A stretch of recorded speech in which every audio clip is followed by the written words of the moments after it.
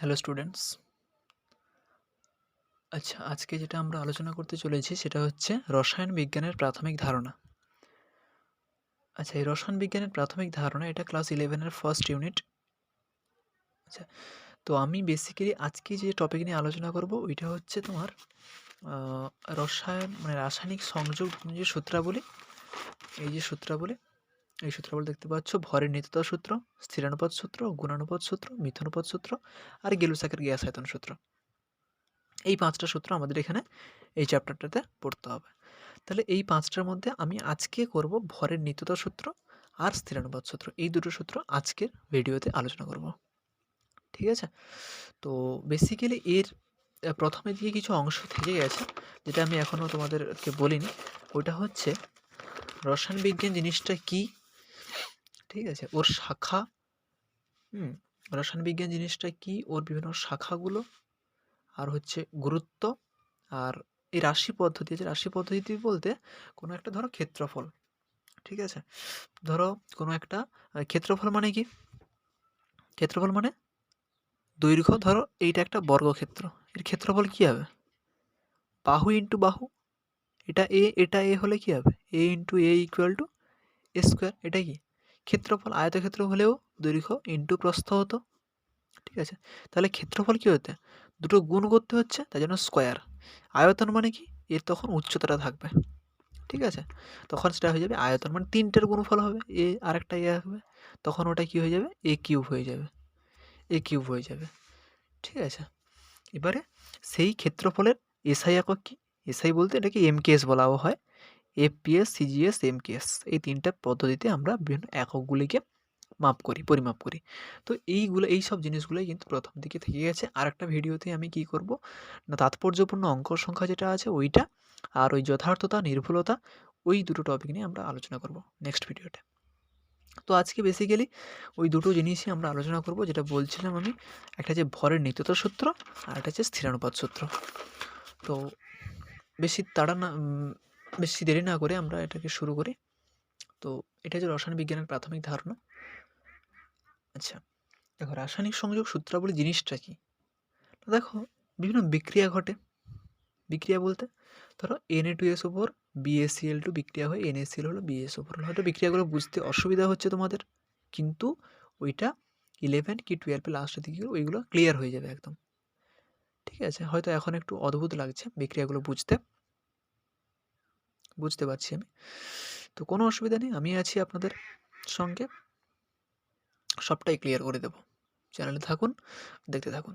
আচ্ছা, তো তাহলে এই যে Na2SO4 BaCl2, এটা একটা যৌগ, এটা একটা যৌগ, বিক্রিয়া করে কি করছে? NaCl করেছে আর BaSO4 করেছে, ঠিক আছে। তাহলে তাহলে কি হচ্ছে? দেখো, দুটো পদার্থ, কোনো কোনো জায়গায় একটা পদার্থ হয়। যেমন কি? যেমন ধরো H2, উদাহরণটা একটু পরে আছে ওইটা। H2 + O2 কি হয়ে কি হবে? H2O হবে, তো মানে হাইড্রোজেন আর অক্সিজেন মিলে জল হয়। দেখো, এখানে দুটো পদার্থ, এখানে দুটো পদার্থ, এখানে দুটো পদার্থ উৎপন্ন করেছে, এখানে একটা পদার্থ উৎপন্ন করেছে। তো এই ভাষাটা এখানে কি? দুই বা ততোধিক পদার্থের রাসায়নিক বিক্রিয়ার ফলে এক বা একাধিক নতুন পদার্থের সৃষ্টি হয়। এই বিক্রিয়াগুলি যে ঘটে যে পদার্থের মাধ্যমে, এই দুটো পদার্থের মাধ্যমে ঘটছে, তো এই পদার্থগুলো কিছু সূত্র মেনে চলছে, ঠিক আছে। সেই সূত্রগুলি হচ্ছে রাসায়নিক সংযোগ সূত্র। আশা করি বোঝাতে পেরেছি তোমাদেরকে রাসায়নিক সংযোগ সূত্র জিনিসটা কি। সূত্র তো পরে পড়বো, কিন্তু কেন এলো সূত্রগুলো সেটা ক্লিয়ার? ব্যাস, এবারে আসছে। আচ্ছা, তোমাদেরকে যেগুলো পড়াচ্ছি আমি ওইগুলো কিন্তু আমি পিডিএফ দিয়ে দেবো, ডিসক্রিপশানে লিঙ্ক থাকবে পিডিএফটা ডাউনলোড করে নিতে পারো তোমরা, ঠিক আছে। তো চলে যাই। তো তাহলে আমরা বলে দিচ্ছি অলরেডি 5টা সূত্র আমাদেরকে এখানে হাইলাইট করতে হবে। একটা হচ্ছে ভরের নিত্যতা সূত্র, একটা স্থিরানুপাত সূত্র, গুণানুপাত সূত্র, মিথানুপাত সূত্র আর গেলুসাকের গ্যাস আয়তন সূত্র। 5টা সূত্র যদি সূত্রের মধ্যে দুটো সূত্র তোমাদের একটু জানা হতে পারে। একটা হচ্ছে ভরের নিত্যতা সূত্র, একটা হচ্ছে গেলুসাকের গ্যাস আয়তন সূত্র। এই দুটো জানা হয়ে থাকতে পারে, তাই তো? আমি বলবো যে প্রত্যেকটা সূত্রই তোমাদের কাছে একদম ইজি হয়ে যাবে, শুধু ভিডিওতে দেখতে থাকুন। আচ্ছা, প্রথমে আসছি ভরের নিত্যতা সূত্র। দেখো, ভরের নিত্যতা সূত্র একটু যদি আমরা এইটার ভেতরে যাই, ভর মানে কি? কোনো একটা বস্তুর ওজন বলতে পারি আমরা, মাস, তাই তো? তো সেই যে ভরের নিত্যতা, নিত্য মানে কি? রোজ, মানে কি? একটা একই থাকবে, তাই তো? নিত্যতর সূত্র। ইংলিশটা মনে রাখবে, কেননা ইংলিশটা আমি সাইডে লিখে রেখেছি এই কারণে যে তোমরা 11-12 যে ফাইনাল এক্সাম হবে, মানে এইচএসের যে বোর্ড এক্সাম আমাদের ওয়েস্ট বেঙ্গলের, ওখানে কিন্তু অনেক সময় ইংলিশ টার্ম দিয়ে দেয়। তা বলে বলছি না যে এটাই দেবে, শিখে রাখা ভালো, কেননা তোমরা পরবর্তীকালে হায়ার স্টাডি যখন করবে তখন কিন্তু ইংলিশ টার্মই বেশি ইম্পর্টেন্স পাবে, দরকার হবে ওইটা ইংলিশ টার্ম। এই জন্য ইংলিশটা আমি সাইডে দিয়ে রেখেছি তোমাদের সুবিধার্থে। মুখস্থ করার দরকার নেই, জাস্ট চোখটা বলে রাখো একবার, ঠিক আছে? তো ভরের নিত্যতা সূত্র, দেখো এই সূত্রের প্রত্যেকটা সূত্রে তোমাদের কী কী জিনিস মনে রাখতে হবে একটু আমি বলে দিই। একটা হচ্ছে তার প্রবর্তক কে, মানে সূত্রটি কে আবিষ্কার করেন, এটা একটা পয়েন্ট। সেকেন্ড পয়েন্ট, সূত্রটা কি, সূত্রটা কে আবিষ্কার করেন, কত সালে, ওইটা না মনে রাখলেও চলবে, কিন্তু কে করেন ওইটা কিন্তু ইম্পর্ট্যান্ট। আর বিবৃতিটা কি ওটা জানবে। এবারে কি সূত্রটা একটা উদাহরণ জেনে নেবে, বাস কাজ শেষ, আর কিছু নেই, বুঝিয়ে দেবো আমি। আচ্ছা, প্রথমে আসি আমরা তাহলে ভর নিত্যতার সূত্র বলছি। সূত্রটি প্রবর্তন করেন ফরাসি বিজ্ঞানী, ফ্রান্সের ওখানকার একজন বিজ্ঞানী ল্যাভয়েসিয়ে 1774 খ্রিস্টাব্দে এটা প্রবর্তন করেন। মানে আজ থেকে কত বছর হবে হিসাব করো, কমেন্টে বলো। আচ্ছা, বিবৃতিটা কি না, যে কোনো রাসায়নিক বিক্রিয়ায়, একটা রাসায়নিক বিক্রিয়া ধরো এই যে বিক্রিয়াটা আমি দিয়েছি, এই যে বিক্রিয়াটা Na2SO4 প্লাস BaCl2 থেকে NaCl হচ্ছে প্লাস BaSO4 হচ্ছে, এটা রাসায়নিক বিক্রিয়া, কেমিক্যাল রিয়াকশন হচ্ছে এটা, তাই তো? তো এই বিক্রিয়ায়, আমি এই বিক্রিয়ার কথা বলছি না, প্রত্যেকটা রাসায়নিক বিক্রিয়ার কথা বলছি, যে যে কোনো রাসায়নিক বিক্রিয়ায় এই যে বিক্রিয়ক পদার্থের মোট ভর, বিক্রিয়ক কোনগুলো, যেগুলো এই যে যুক্ত হয়েছে Na2SO4 BaCl2, এটাও বিক্রিয়ক এটাও বিক্রিয়ক, এই দুটো কী তাহলে বিক্রিয়াজাত পদার্থ, ইংরেজিতে এই দুটোই কী বলে, রিয়াক্ট্যান্ট মানে বিক্রিয়ক, এই দুটোই কী বলে, প্রোডাক্ট মানে উৎপন্ন হয়েছে। তাহলে যে কোনো রাসায়নিক বিক্রিয়ায় বিক্রিয়ক পদার্থের মোট ভর, ঠিক আছে, মানে এই দুটোর সম্মিলিত ভর, মানে যোগ, এর যদি 5 হয় এরও 5, এর 5 গ্রাম এরও 5 গ্রাম, তাহলে মোট ভর কত, 10 গ্রাম। তাহলে 10 গ্রামটা কার সঙ্গে সমান হবে না, উৎপন্ন বিক্রিয়াজাত পদার্থের মোট ভরের সঙ্গে সমান হবে। মানে কি, এর ভর যদি, এদের ভর যদি 10 হয় মোট মিলে, এদের ভরও 10 হতে বাধ্য। এই সূত্র, এটাই ক্লিয়ার হয়েছে কিনা হয়নি, আরেকবার বলছি আমি, যে একটা রাসায়নিক বিক্রিয়া, ধরো এই বিক্রিয়া, ধরো নিচেরটা NaCl প্লাস AgNO3 থেকে NaNO3 হয়েছে প্লাস AgCl হয়েছে, তাহলে এই যে NaCl আর AgNO3 যে মোট ভরটা NaNO3 আর AgCl এর মোট ভরের সঙ্গে কিন্তু সমান হবে। বোঝাতে পারলাম না, বোঝাতে পারলাম না? আচ্ছা, উদাহরণ দিই, এটা উদাহরণ দিলাম আমি, আর একটু দিচ্ছি, দেখো ভয় নেই, সব কিছু শিখে যাবে, একটু ওয়েট করো। আচ্ছা, ধরো ব্যাখ্যা উদাহরণ, এই যে বলছিলাম উদাহরণটা মাস্ট বি মনে রাখতে হবে তোমাদেরকে, ঠিক আছে? ধরো এ, যেটা আমি লিখেছি, এ ও বি দুটি বিক্রিয়ক পদার্থ, ওখানে NaCl এজেন্সি ছেড়ে দাও, ধরো এটাকে NaCl বলছিলাম, NaClটাকে এ ধরো, এই GNO3কে বি ধরো, তাহলে এ বি বিক্রিয়ক পদার্থ, বিক্রিয়া করবে, বিক্রিয়া করে কি উৎপন্ন করবে, NaNO3 আর AgCl উৎপন্ন করবে, তাহলে এটা সি এটা ডি, তাহলে A plus B equal to C plus D দিচ্ছে না, মানে ইকুয়াল টুই, এখানে সম্মিলিত ভর, তাহলে এদের সম্মিলিত ভর মানে এই দেখো, এ ও বি দুটি বিক্রিয়ক পদার্থ বিক্রিয়া করে সি ও ডি দুটি বিক্রিয়াজাত পদার্থ উৎপন্ন করে, ঠিক আছে? ছবিটা একটু আনক্লিয়ার হচ্ছে মাঝে মাঝে, একটু ঠিক করে দেখতে হবে আর কি তোমাদেরকে, তার জন্য আমি দুঃখিত। আচ্ছা, এখন ভরের নিত্যতা সূত্র অনুযায়ী এ ও বি এর সম্মিলিত ভর সি ও ডি এর সম্মিলিত ভরের সমান হবে, এটাই ঠিক, ঠিক আছে? ক্লিয়ার? সূত্রটা তো এটা। এবারে এই সূত্র থেকে বিভিন্ন অঙ্কও দেয়, যতগুলো সূত্র বলবো প্রত্যেকটা থেকে আমি অঙ্ক করাবো, কেননা এই সূত্র থেকে অঙ্ক পরীক্ষা আসার চান্স থাকে, হয়তো থাকেও না খুব একটা, কিন্তু করে রাখাটা ভালো, করে রাখলে তোমাদেরকে সূত্রটার থেকে কতটা ক্লিয়ারিটি পেলে সূত্রটার সম্পর্কে সেটা বোঝা যাবে। আমি অঙ্ক দেবো তোমাদেরকে, আমি করাবো এবং তোমাদেরকে এক্সারসাইজও দেবো, দেখবো কতটা কে পারো, ঠিক আছে? আচ্ছা, এবারে তো এটা তো হলো, কিন্তু সীমাবদ্ধতা আছে, সীমাবদ্ধ বলতে এক্সেপশন বা বলতে পারো লিমিটেশন, কিন্তু অর্থাৎ এই সূত্র কিন্তু সব জায়গায় খাটে না। তোমরা একটা জিনিস লক্ষ্য করবে, প্রত্যেকটা নিয়ম, প্রত্যেকটা নীতি সব জায়গায় কিন্তু খাটে না, এটা একদম মানে ভবিতব্য, ঠিক আছে? তো এখানে এরও সীমাবদ্ধতা আছে, প্রত্যেকটা সূত্রের সীমাবদ্ধতা আছে, ঠিক আছে?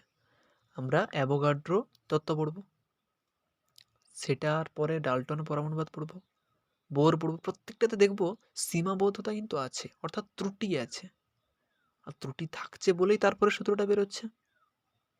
তো তাই যাই হোক, এবারে আমরা সীমাবদ্ধতা কি না, আইনস্টাইনের যে আপেক্ষিকতাবাদ আছে, তোমরা ক্লাস 10-এ পড়েছো কিনা জানি না, ছিল, তুমি পড়াবো পরে। তো মোটামুটি এটুকু জেনে রাখো এখানে যে E=mc², এই যে ফর্মুলা, এটা আইনস্টাইন দেন। ফর্মুলাটার স্পেশালিটি কি বা বিশেষত্ব কি, বা এটা থেকে কি জানা যায়? এইটা হচ্ছে কি শক্তি, ঠিক আছে, এমটা ভর, সেটা কনস্ট্যান্ট। যে একটা রাসায়নিক বিক্রিয়া যদি ধরো, এই যদি রাসায়নিক বিক্রিয়াটা হচ্ছে, এই রাসায়নিক বিক্রিয়া কিন্তু তাপ শক্তির শোষণও হতে পারে, মানে বাইরে থেকে তাপ টানতে পারে বা বাইরে ছাড়তে পারে তাপ, দুটো ঘটনা কিন্তু এখানে ইউজুয়ালি ঘটতে পারে।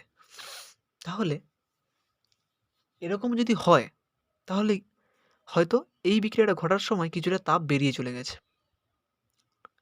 তাপ বেরোনো মানে কি? তাপ শক্তি বেরিয়ে চলে গেছে, তার মানে কি ভর কমবে। কেন? দেখো E=mc², ই যদি কমে যায়, শক্তি তো কমে গেছে, তাহলে এম কি হবে? কমে যাবে, সিম্পল। কিন্তু এই যদি তাপ যদি টেনে নেয় পরিবেশ থেকে, বাইরে থেকে যদি তাপ যদি টানে, তাহলে কি হবে? ভরও বাড়বে। তাহলে এখানে ভর বেড়ে গেলে এখানে ভর কমে যাবে। তাহলে অর্থাৎ আমি বলতে চাইছি যে একটা রাসায়নিক বিক্রিয়া যখন ঘটবে, ঠিক আছে, বিক্রিয়কের মধ্যে যখন বিক্রিয়া হবে, সেই সময় বাইরে থেকে শক্তি হয় তারা নেয়, না হয় তারা বাইরে ছেড়ে দেয় ওই বিক্রিয়াগুলা। যদি শক্তি, যদি ইটা যদি এরা নেয়, যদি এরা নেয়, তাহলে এদের এমটা কি হয়, মানে ভরটা কি হয়? বাড়ে, ভর বেড়ে যাবে। আর ইটা যদি এরা দেয়, তাহলে ভরটা কি হবে? কমে যাবে। এটা তো ক্লিয়ার। এবারে কিন্তু এ বলছে কি, ভরের নীতিগত সূত্র ল্যাভোইসিয়ে কি বলছে, যে না, দুটোই ভর সমান হবে। কিন্তু এটা কি সম্ভব? এটা তো সম্ভব নয়। বরং সূত্রটা এরকম হওয়া উচিত যে ভর আর শক্তি, এখানে যে ভর আর শক্তি আছে, এখানেও সেই ভর আর শক্তি থাকবে। মানে এখানে কিন্তু ভর শক্তিতে আবার শক্তি ভরে কিন্তু ট্রান্সফার হচ্ছে, অর্থাৎ ভর কিন্তু কনস্ট্যান্ট নেই এখানে, কিন্তু ভর আর শক্তি দুজনে কিন্তু কনস্ট্যান্ট, মিলিত যোগফল কিন্তু কনস্ট্যান্ট, এদের সামটা কনস্ট্যান্ট, মানে ধ্রুবক একই। কিন্তু শুধু ভর বা শুধু শক্তি কিন্তু ধ্রুবক নয়। তাই জন্য বলা হচ্ছে যে ই আর এম, মানে শক্তি আর ভর, এই দুটো কিন্তু এটা একটা স্টেট, এটা একটা অবস্থা, এটা একটা অবস্থা। কেন? এটা বিক্রিয়ক পদার্থের অবস্থা, এটা বিক্রিয়াজাত পদার্থের অবস্থা। ক্লিয়ার? ঠিক আছে, যে এই যে দুটোর যোগফলটা এখানে যা থাকবে, এখানে তা থাকবে। অর্থাৎ এই সূত্রটা মনে রাখো এবারে, যে ভর ও শক্তির মোট পরিমাণ যে কোনো পরিবর্তনের পূর্বে ও পরে সর্বদা সমান হয়। এটাকে বলা হয় ভর ও শক্তির নিত্যতা সূত্র। আশা করি টেনে এটা পড়েছই, না বলতে পারবে না, জানি। ঠিক আছে, আচ্ছা, তাহলে এটা গেল আমাদের ভরের নিত্যতা সূত্র। আরেকবার আমি রিভিউ করে দিই, যে আগেরগুলো দেখতে হবে না, এগুলো জাস্ট এমনি বলা আছে তোমাদের সুবিধার্থে। বলবে যে স্যার বলেননি আপনি ওইগুলো, তাই জন্য আমি এগুলো বলে রাখলাম হালকা করে। তো তাহলে এর প্রবর্তকটাকে ল্যাভোইসিয়ে। সূত্র কি? কোনো রাসায়নিক বিক্রিয়ায় বিক্রিয়ক পদার্থের মোট ভরটা বিক্রিয়াজাত পদার্থের মোট ভরের সঙ্গে সমান হবে। কিন্তু এটা ব্যতিক্রম চলে এলো, E=mc² যদি ফর্মুলা নিয়ে আসি, তাহলে কিন্তু ওখানে ওইটা খাটে না, ওইটা কিন্তু ওইখানে খাটবে না, ওটা আবার সমস্যা সৃষ্টি করবে। তাই জন্য আসল সূত্র হবে এরকম, যে ভর ও শক্তির মোট পরিমাণ যে কোনো পরিবর্তনের পূর্বে ও পরে সমান হয়। এটা এবার ভর ও শক্তির নিত্যতা সূত্র। আচ্ছা, নেক্সট ফর্মুলা বা সূত্র বা রুল বা নিয়ম, যেটা যা ইচ্ছা বলতে পারো, আমাদের দেখতে পাচ্ছ এখানে আছে। তাহলে ভর নিত্যতা সূত্র আমরা কমপ্লিট করলাম। নেক্সট হচ্ছে স্থিরানুপাত সূত্র, এটা আলোচনা করছি এবার। দেখো, এবারে যেটা আছে সেটা হচ্ছে স্থিরানুপাত সূত্র। স্থির অনুপাত সূত্র যদি ভেঙে বলি, স্থির অনুপাত মানে কি? অনুপাত স্থির থাকবে। কাদের অনুপাত, কিরকম অনুপাত, ওই নিয়ে আলোচনা। ইংরেজিটা মনে রাখবে, ল অফ কনস্ট্যান্ট প্রপোর্শনালস। ধরো আমি যদি বলি যে এ প্রপোর্শনাল বি, কীরকম লেখা হয়? এ প্রপোর্শনাল বি, লেখা হয় তো? মানে কি, এ বাড়লে এ বাড়বে, এ কমলে এও কমবে, এটাই তো সিম্পল। আচ্ছা, যে ল অফ কনস্ট্যান্ট প্রপোর্শনস মানে স্থির অনুপাত সূত্র, প্রবর্তক মনে রাখতে বলেছিলাম তোমাদেরকে। তো ফরাসি বিজ্ঞানী ফ্রাউস্ট, এও সেই ফরাসি বিজ্ঞানী ফ্রাউস্ট, আগেরটা ছিল ল্যাভয়েসি, এটা হচ্ছে ফ্রাউস্ট। কম্পেয়ার করে করে মনে রাখবে, অনেকটাই ইজি হবে। যখন দেখবে একই রকম অনেকগুলো জিনিস আছে, কম্পেয়ার করা শুরু করবে। ঠিক আছে, ও ল্যাভয়েসি ছিল, ও এ ফ্রাউস্ট, ওটা 1774 ছিল, এটা 1799। ক্লিয়ার? বিবৃতি কি? বিবৃতি বলার আগে আমি একটু উদাহরণ দিই, তারপরে বিবৃতিতে যাব। ডাইরেক্ট বিবৃতিটা বলবে যে স্যার এটা কি বললেন, কিন্তু মাথায় ঢুকলো না। ঠিক আছে, কোনো অসুবিধা নেই, আমি আছি সবটাই সলভ করার জন্য। যা প্রবলেম হবে কমেন্ট সেকশানে বলবে। আচ্ছা, এবারে দেখো, আস্তে আস্তে বলছি, ভালো করে শোনার চেষ্টা করো। ধরো এবি একটা যৌগ। যৌগ মানে কি? সিম্পল, যে কতগুলো মৌলের সমন্বয়ে একটা যৌগ গঠিত হয়। কতগুলা? একের অধিক হতে হবে। ঠিক আছে, তো এখানে দুটো মৌল আছে, এ একটা মৌল, বি একটা মৌল। এ প্লাস বি থেকে এ বি হয়েছে। ঠিক আছে, এবারে এ বি একটা যৌগ যা দুটি ভিন্ন পদ্ধতি দ্বারা দুটি ভিন্ন পদ্ধতি দ্বারা উৎপন্ন করা হয়। একটা কথা বলি তোমাকে, ধরো তুমি কলকাতা থেকে দিল্লি যাবে, একটা রাস্তা আছে কি? মনে তো হয় না, অসংখ্য রাস্তা আছে। অসংখ্য বলবো না, তবে একের অধিক রাস্তা আছে, এটা বলবো আমি, তাই তো? এটা বলা যাবে। এবারে এখানে বলছে সেইটাই, যে এ বি যে যৌগ, একে উৎপন্ন করে যে অনেক অনেক পদ্ধতির মাধ্যমে, অনেক বলতে সেও লিমিটেড কয়েকটা পদ্ধতির মাধ্যমে। প্রথম একটা পদ্ধতি আমি যদি ধরি, যে এক্স গ্রাম এ, এটা এক্স ব্র্যাকেটে এ বলতে এখানে লিখে নিয়েছি, দেখো এক্স গ্রাম এর সঙ্গে ওয়াই গ্রাম বি যুক্ত করব, তখন এ বি হবে। নির্দিষ্ট পরিমাণ যুক্ত করতে হবে তো, তাই তো? করেছি। আবার আরেকটা পদ্ধতিতে এম গ্রাম এর সঙ্গে এন গ্রাম বি যোগ করব, তখনও এ বি হবে। কথাটা বোঝার চেষ্টা করো, যে এক্স গ্রাম এ প্লাস ওয়াই গ্রাম বি থেকে এ বি হয়েছে, এম গ্রাম এ প্লাস এন গ্রাম বি থেকে এ বি হলো। তাহলে কি বোঝাতে চাইছি আমি? যে এখানে লিখেছি, দেখো উল্লিখিত সূত্রানুসারে, মানে স্থিরানুপাত সূত্রানুসারে কি না, দেখো এই এ বি যৌগে কি আছে? প্রতি ক্ষেত্রে এখানেও যে এ বি উৎপন্ন হয়েছে, এখানেও যে এ বি উৎপন্ন হয়েছে, দুটো ক্ষেত্রে কিন্তু এ বি আছেই। এ বি কি কেউ কাট হয়েছে? কেউ কাট হয়নি। তার মানে কি, এই যৌগ দুটাতে আমাদের নির্দিষ্ট মৌল কিন্তু উপস্থিত। আরেকটা কি পাচ্ছি না, সূত্রটা অনুসারে বলাটা ভুলে গেছে আমার, কেন সূত্রটা তোমাদেরকে এখন আমি পড়াবো। আচ্ছা, এবার দেখো প্রথম পদ্ধতিতে যে এ বিটা পেলাম, ঠিক আছে, এই এ বিটা কী করে এসছে? X gram A Y gram B. তাহলে বিক্রিয়ক পদার্থের যে ভরের অনুপাত কত হবে? এক্স বাই ওয়াই, অর্থাৎ এক্স ইস টু ওয়াই। দ্বিতীয় পদ্ধতিতে হয়েছে, দেখো M gram A N gram B থেকে এ বি হয়েছে, তাই তো? আচ্ছা, তাহলে যেটা বলতে চাইছি সেটা হচ্ছে, যে প্রথম ক্ষেত্রে যে দুটো ওজনের এ বি যুক্ত হয়ে এ বি করলো, ঠিক আছে, সেই দুটোর অনুপাত আর পরের অনুপাত সমান হবে। ক্লিয়ার করছি, এবার সূত্রটা বলি, না হলে উদাহরণ দিচ্ছি। দেখো সূত্র বলছে, কোনো নির্দিষ্ট যৌগকে, এখানে নির্দিষ্ট যৌগ কোনটা? এ বি, ঠিক আছে, যে উৎস থেকেই সংগ্রহ করা হোক না কেন, মানে বলছি, বা যেভাবেই প্রস্তুত করা হোক না কেন, এই যৌগটাকে আমি একভাবে প্রস্তুত করেছি, এভাবে একভাবে প্রস্তুত করেছি, দুটোভাবে প্রস্তুত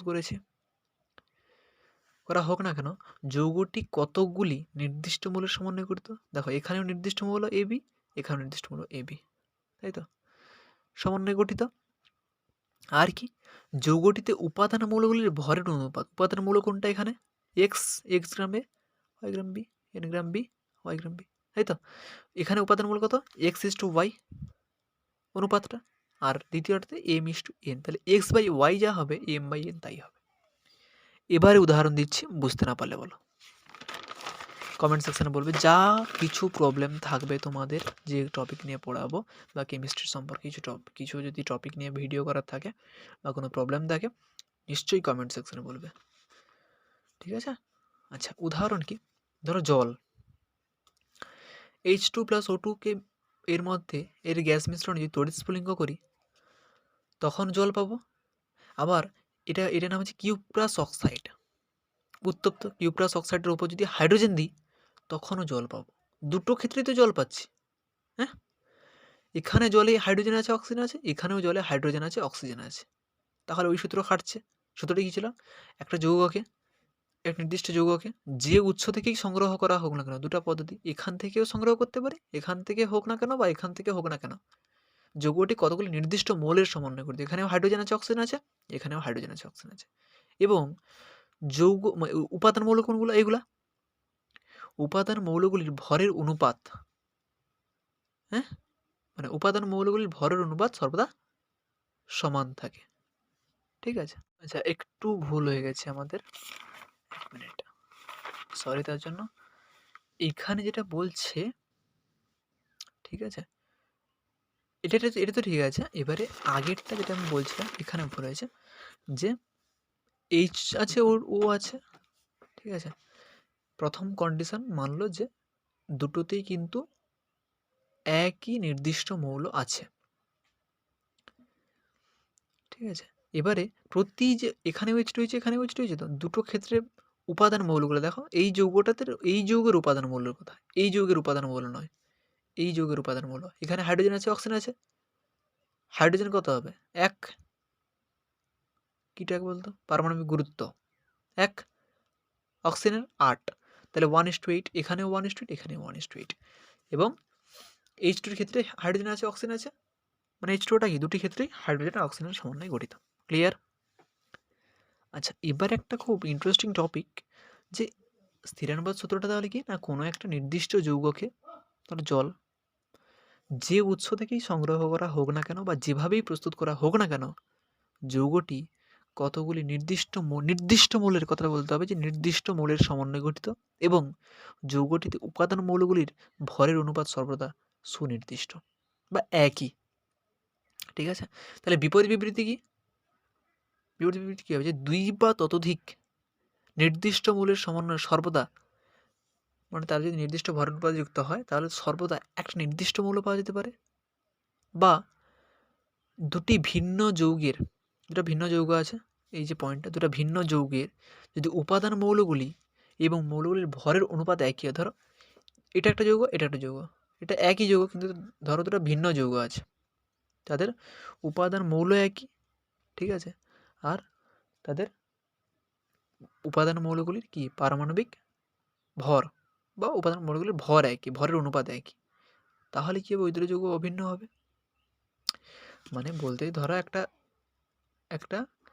এবি আছে, ধরো একটা এবি আছে, একটা সিডি আছে, দেখতে মনে হচ্ছে এ আলাদা, সি আলাদা, ডি আলাদা, বি আলাদা, ডি আলাদা, কিন্তু ধরে নাও এ বির মধ্যে যা পরমাণু আছে, মৌল আছে, এর মধ্যেও তাই মৌল আছে, এবং এর মৌলের যে পারমাণবিক দুটো যে ভরের অনুপাতটা, এর ভরের অনুপাতের সমান, তাহলে কি হবে? তাহলে যৌগ দুটো কিন্তু অভিন্ন হবে, A = CD হয়ে যাবে। কিন্তু এই বিবৃতিটি খাটে না কার উপর? আইসোমেরিক এবং পলিমেরিক যৌগগুলির ক্ষেত্রে। আমি এবারে বুঝতে পারছি আইসোমেরিক আর পলিমেরিক তোমরা জানো না, পরে পড়বে এগুলো, তোমাদের সিলেবাস শেষে আছে। এখন প্রশ্ন করবে যে স্যার যদি সিলেবাসের শেষে থেকে থাকে তাহলে তুমি এখন আমাদেরকে এগুলো বলছো কেন? কারণ আছে, শিখে রাখো। ধরো ইথাইল অ্যালকোহল সংকেতটা হচ্ছে C2H5OH, কোত্থেকে এলো? ইথাইল। আচ্ছা, তোমরা ইথেনের নাম শুনেছো? C2H6, মিথেন CH4, ঠিক আছে। দেখো এখানে, আচ্ছা তোমার বেশি জানতে হবে না, এখানে কার্বন কটা আছে? দুটো, যা দেখা যাচ্ছে ওইটা বলো। কার্বন দুটো, হাইড্রোজেন কটা আছে? 6টা, অক্সিজেন একটা, তাহলে C2H6O যোগ করে দিলে এটা ইথাইল অ্যালকোহল। আরেকটা যে ডাইমিথাইল ইথার, CH3OCH3, এখানেও হিসাব করে দেখো C2H6O হবে, উভয়ের আণবিক সংকেত কিন্তু C2H6O। এটা তো ক্লিয়ার? এবারে কেন এটা বললাম, তাহলে উভয়ের আণবিক সংকেত এক, ঠিক আছে, প্রত্যেকটাতে মৌলগুলির মানে কার্বন হাইড্রোজেন অক্সিজেনের ভরের অনুপাত একই। ভরের অনুপাত কত হবে? কার্বনের কত 6, হাইড্রোজেন কত 1, অক্সিজেন কত 8, 6:1:8, 6:1:8 আর কি। মানে বলছি এবারে ভাববে যে একটা বাংলাতে একটা ইংরেজিতে হয়ে যায় একটু, ঠিক আছে? আমরা ইংলিশে পড়ছি, তোমাদেরকে বাংলাতে পড়াচ্ছি, এই জন্য মাঝে মাঝে একটু ইংলিশ চলে আসে, ঠিক আছে? ইংলিশ তোমাদের পক্ষেও ভালো, জেনে রাখাটা খুব ভালো। আচ্ছা, এবারে তাহলে উভয়ের আণবিক সংকেত কিন্তু একই, C2H6O। আর এই যে মৌলগুলো আছে কার্বন হাইড্রোজেন অক্সিজেন, তাদের কিন্তু তাদের অনুপাতটাও একই। তাহলে এই দুটো যৌগ একই হওয়ার কথা, ইথাইল অ্যালকোহল আর ডাইমিথাইল ইথার, কিন্তু বাস্তবে এটা হয় না। এরা কিন্তু পৃথক ধর্ম বিশিষ্ট হয়। এই যে বলছে পৃথক ধর্ম বিশিষ্ট হয়, ঠিক আছে? ধরো অ্যাসিডলিন, এটা নাম হচ্ছে অ্যাসিডলিন। একে কপার নলের মাধ্যমে 600 ডিগ্রি সেন্টিগ্রেড তাপমাত্রা উত্তপ্ত করলে এটা বেনজিন বলা হয় এটাকে। আশা করি চিহ্নটা দেখেছো, বেনজিন। দেখো AC2H2, AC6H6, এখানে কার্বন কটা আছে? 12টা, 12 বাই এটা 2টা। আচ্ছা, এখানে কটা আছে? 636টা বাই 6টা, 6 বলছি, হ্যাঁ 6। তাহলে এখানে 2 6 12, এখানেও 6, তার 2 6 6 সমান তো। মানে বলতে চাইছি যে অ্যাসিডলিন থেকে বেনজিন প্রস্তুত করা হলে উভয়েরই আণবিক সংকেত কিন্তু CH2। উভয়েরই আণবিক সংকেত মানে CH2 আর C2H6 এর উপাদানের মৌল কিন্তু একই। দেখো এরও কার্বন হাইড্রোজেন, এরও কার্বন হাইড্রোজেন, আর উভয়ের উপাদান মৌলগুলির ভরের অনুপাতও একই, এরও 6, এরও 6। তাহলে দুটো কিন্তু একই হওয়ার কথা, কিন্তু নয়, পৃথক ধর্ম বিশিষ্ট। তাহলে এই ক্ষেত্রেও কিন্তু স্থিরানুপাত সূত্র খাটে না। এবারে আসি সীমাবদ্ধতা। এরও সেই সীমাবদ্ধতা আছে, বলছিলাম যে প্রত্যেকটা সূত্রে কিন্তু সীমাবদ্ধতা থাকবেই। এর দুটো আছে, দুটো ক্ষেত্রে পর্যন্ত লক্ষ্য করা যায়। একটা আইসোটোপ। আইসোটোপ কি না, ধরো O16, O17 উদাহরণ দিয়েছি তোমাদের। এরও 6 পরমাণু ক্রমাঙ্ক, এরও 6 পরমাণু ক্রমাঙ্ক। Isotope, isobar, isotone, nuclear isomer এগুলো পরে পড়া হবে। আমি জাস্ট একটু এখন প্রসঙ্গ এসেছে বলে বলছি যে আইসোটোপের ক্ষেত্রে কী হয়, O16, O17, 18, ও এর অক্সিজেন 3টে আইসোটোপ, ঠিক আছে? এবার এখানে যে বলছিলাম হাইড্রোজেনের সঙ্গে অক্সিজেন যুক্ত হবে, তাই তো? এখানকার কোন অক্সিজেনটা যুক্ত হবে? 16, 17, 18। 16 যুক্ত হলে একটা হবে, 17 হলে একটা হবে, 18 হলে একটা হবে। কি একটা হবে? ভরটা চেঞ্জ হয়ে যাবে, তখন কিন্তু এই সূত্র খাটবে না। আরেকটা আছে কি, সংযুতি পরিবর্তনশীল হলে। মানে কি, যে ধরো কিউপ্রাস অক্সাইড যেখানে বলছিলাম Cu2O, এই Cu2Oটা, ঠিক আছে? সেই Cu2O যে এই যে দেখো কিউপ্রাস সালফাইড সংযুক্তি, ধরো এখানে যে CuBS 1.7 হয়, কখনো 2 হয়, 2 হলে একটা হয়ে যাবে, 0.7 হলে আরেকটা যোগ হয়ে যাবে। এই করে করে কিন্তু স্থিরানুপাত সূত্রের ব্যতিক্রম লক্ষ্য করা যায়, ঠিক আছে? তাহলে আজকে এই পর্যন্ত, ঠিক আছে? নেক্সট ভিডিওতে আমরা কী কী আলোচনা করব একটু তোমাদের রিভিউ করে দিই। এই যে এখানে আছে তোমাদের গুণানুপাত সূত্র, তাহলে স্থিরানুপাত আমি কমপ্লিট করলাম। গুণানুপাত আর মিথানুপাত এই দুটো সম্পর্কে বা গেরু শক্তও আমি নিয়ে নেবো, এই তিনটে আলোচনা করব। আর একটা ভিডিও নিয়ে আমি কিন্তু তোমাদের তাৎপর্যপূর্ণ অঙ্ক সংখ্যা আর যে বিভিন্ন ভৌত রাশি পরিমাপের যথার্থতা নির্ভুলতা কী জিনিস হয় ওইগুলো একটু আলোচনা করাবো। কিন্তু তোমাদের একটু সাউন্ড পলিউশন আসছে, কিছু মাইন্ড করবে না, ঠিক আছে? ঠিক আছে, তো আজকে এই পর্যন্তই। দেখা হচ্ছে নেক্সট ভিডিওতে। ততক্ষণ আমাদের সঙ্গে থাকুন, চ্যানেলে থাকুন। আমি কথা দিচ্ছি তোমাদের সাফল্যের গ্যারেন্টি আমি নিচ্ছি, ঠিক আছে? শুধুমাত্র আমাদের চ্যানেলে থাকুন। আর যা কিছু প্রবলেম হবে আমাকে কমেন্ট করুন, নিচে আমাদের সব সোশ্যাল মিডিয়ার লিঙ্ক দেওয়া আছে, ওইগুলোতেও আমার সঙ্গে ডাইরেক্ট কথা বলতে পারেন, ঠিক আছে? বাই।